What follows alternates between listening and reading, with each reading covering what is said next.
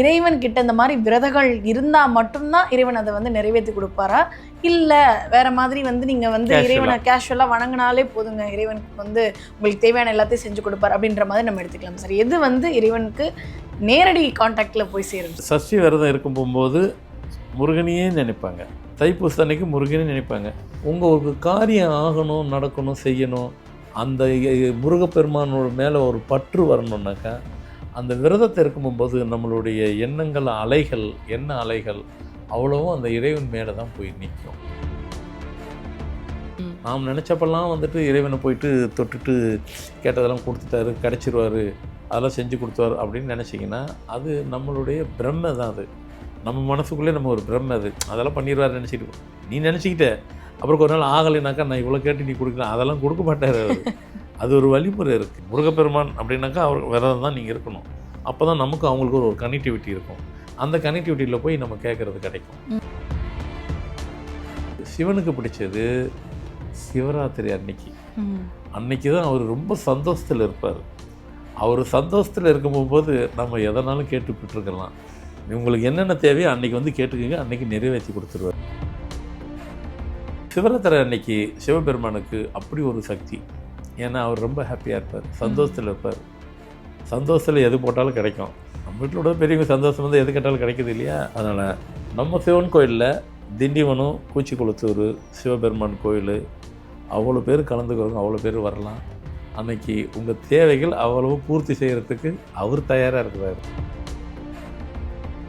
என்ன விரதம் சார் சிவராத்திரி அன்னைக்கு? அவ்வளோதான். இல்லை ஒரு பொழுதுங்கிறாங்க இல்லையா, ஒரு பொழுதாவது நீங்கள் சாப்பிடாம இருந்துக்கிறணும், சின்னதாக ஒரு வருத்திக்கிறணும். எனக்கு வயசாகிட்டுங்க, என்னால் முடியாது, கோச்சிக்க மாட்டார்.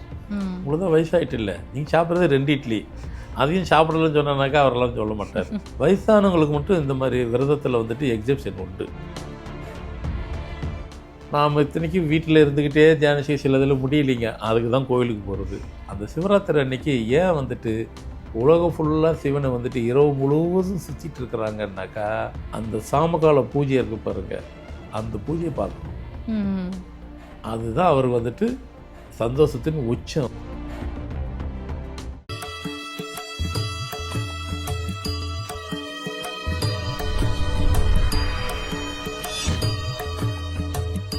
ஃபார்மட் நியூமராலஜி நேயர்களுக்கு நர்மதாவின் அன்பான வணக்கம். நம்மளுடைய சேனலில் தொடர்ந்து பல்வேறு விதமான ஆன்மீக தகவல்களையும் ஃபார்மட் நியூமராலஜி சம்மந்தமான பதிவுகளையும் பார்த்துட்ருக்கோம்.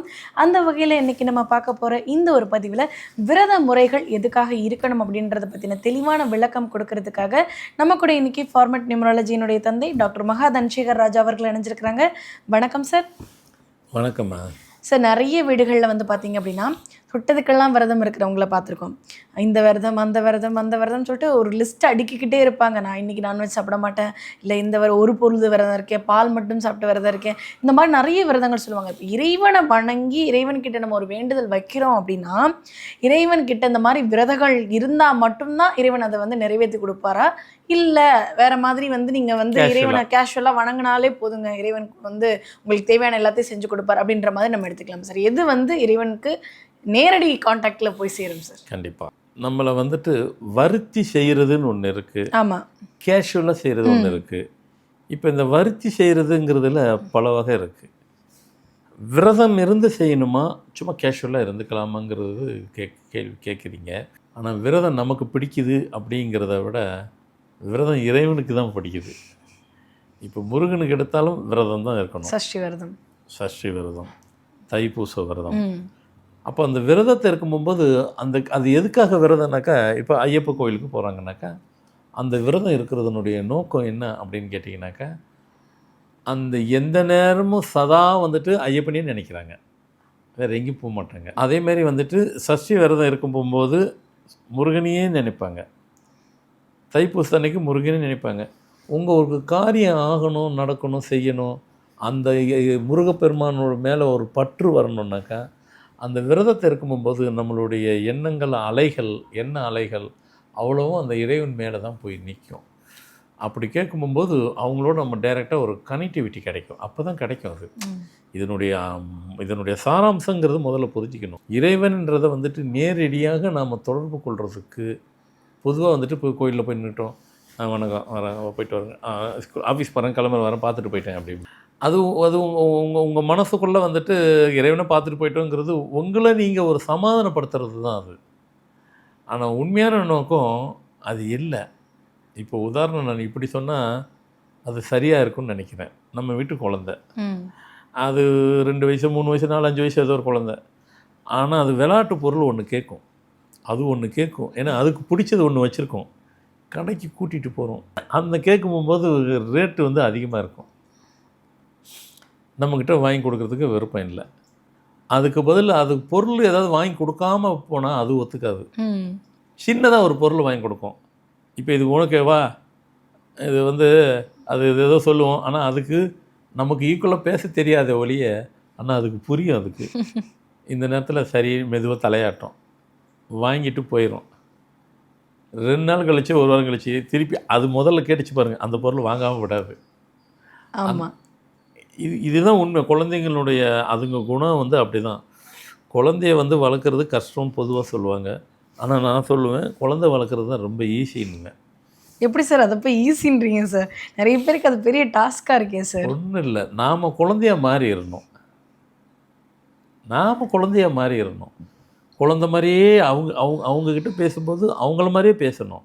அவங்க பாஷையிலே நம்ம நடந்துக்கிறணும். ஈஸியாக அடாப்ட் ஆகிடுவாங்க. நம்ம இஷ்டத்துக்கு அவங்க கூட கனெக்ட் ஆகிடுவோம். கனெக்ட் ஆகிட்டு நம்ம சொல்கிறதெல்லாம் கேட்குற மாதிரி பண்ணிடலாம். சரி, ஃபஸ்ட்டு சொன்னேன், அவங்க என்ன கேட்குறாங்களோ அதை அடையாமல் விட மாட்டாங்க. அதே மாதிரி தான் இறைவன்கிட்டையும், இறைவனும் குழந்தையும் ஒன்றுன்னு சொல்கிறாங்க இல்லையா, இந்த கான்செப்ட் தான். நாம் என்ன கேட்டாலும் செஞ்சாலும் அதை கரெக்டாக வந்து நம்ம தேவைக்கு, நம்ம சாரி ஆஃபீஸ் கிளம்பும்போது போயிட்டு இப்படி கும்பிட்டோன்னா அதுக்கு நாம் நினச்சிக்கிறோம் இறைவன் சரின்னு சொல்லிட்டாரு. அந்த முதல்ல ஒரு குழந்தைக்கு அது கேட்டதை வாங்கி கொடுக்காம நம்ம நினச்சதை வாங்கி கொடுத்தோம் இல்லையா, அப்போ ஓகேவா அப்படி அது மாதிரி தான் அவர் நினச்சிக்கிறார். நீ ஏதோ கும்பிட்டு போன சரி போன்ட்டு. ஆனால் உண்மையானது அது இல்லை. அந்த விரதம் இருந்து செய்யும்போது அது இப்போ திருப்தி அது நினச்சது குழந்தை வாங்கி கொடுத்து ஆமான்னு சொல்லிச்சு இல்லையா, இங்கேயும் ஒரு ஆமா சொல்லுவார். ஏன்னா அப்போ தான் இறைவனோட முன்னோட நேரடி கனெக்டிவிட்டி இருக்கும். நாம் நினச்சப்பெல்லாம் வந்துட்டு இறைவனை போயிட்டு தொட்டுட்டு கேட்டதெல்லாம் கொடுத்துட்டாரு, கிடச்சிருவார், அதெல்லாம் செஞ்சு கொடுத்தாரு அப்படின்னு நினச்சிங்கன்னா அது நம்மளுடைய பிரம்மை தான். அது நம்ம மனசுக்குள்ளே நம்ம ஒரு பிரம்மை. அதெல்லாம் பண்ணிடுவார் நினச்சிட்டு நீ நினச்சிக்கிட்ட, அப்புறம் ஒரு நாள் ஆகலைனாக்கா நான் இவ்வளோ கேட்டு நீ கொடுக்கலாம், அதெல்லாம் கொடுக்க மாட்டார் அவர். அது ஒரு வழிமுறை இருக்குது. அவங்கவுங்களும் இப்போ முருகப்பெருமான் அப்படின்னாக்கா அவர் விரதம் தான் நீங்கள் இருக்கணும். அப்போ தான் நமக்கு அவங்களுக்கு ஒரு கனெக்டிவிட்டி இருக்கும். அந்த கனெக்டிவிட்டியில் போய் நம்ம கேட்குறது கிடைக்கும். அதுலேயும் இருக்குது. வயசானவங்க ஆயிடுச்சு, இப்போ இல்லைங்க கொஞ்சம் மிடில் ஏஜ் இருக்கிற வரைக்கும் செய்கிறாங்க, கொஞ்சம் ரொம்ப ஏஜை கடந்துட்டாங்க, இப்போ அவங்கள எப்படிங்க வருத்திக்கிறது, அது அவருக்கு தெரியும்.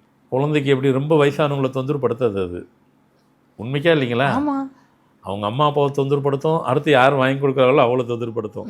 ரொம்ப வயசானவங்கிட்ட தொந்தரப்படுது, அதுக்கு தெரியும். ஏன்னா இவங்ககிட்ட எது கேட்டாலும் ரொம்ப வயசாச்சு, நீங்கள் ஆயா, நீங்கள் பாட்டி, நீங்கள் ஆச்சி, நீங்கள் அம்மாச்சி, ஏதோ ஒன்று சொல்லுங்கள், அதுங்களுக்கு என்னென்ன வழிமுறை இருக்கோ.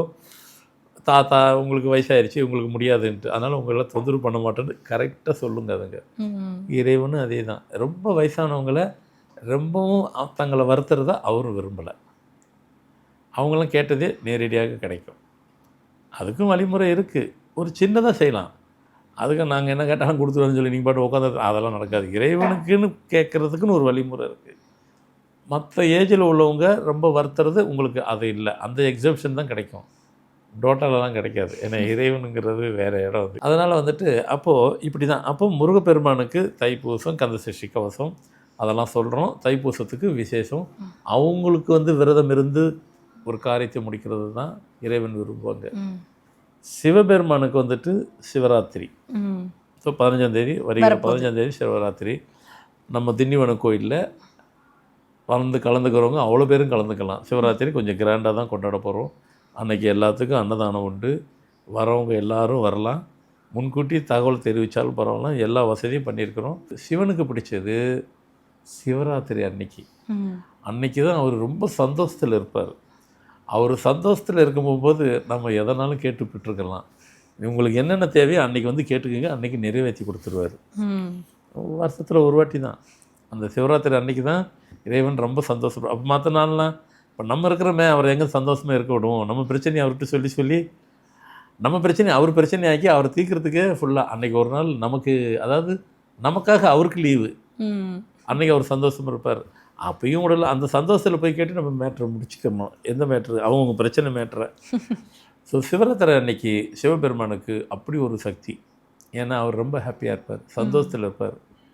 சந்தோஷத்தில் எது போட்டாலும் கிடைக்கும். நம்ம வீட்டில் கூட பெரியவங்க சந்தோஷம் வந்து எது கேட்டாலும் கிடைக்குது இல்லையா? அதனால் நம்ம சிவன் கோயிலில் திண்டிவனம், கூச்சிக்குளத்தூர் சிவபெருமான் கோயில் அவ்வளோ பேர் கலந்துக்கிறவங்க, அவ்வளோ பேர் வரலாம்.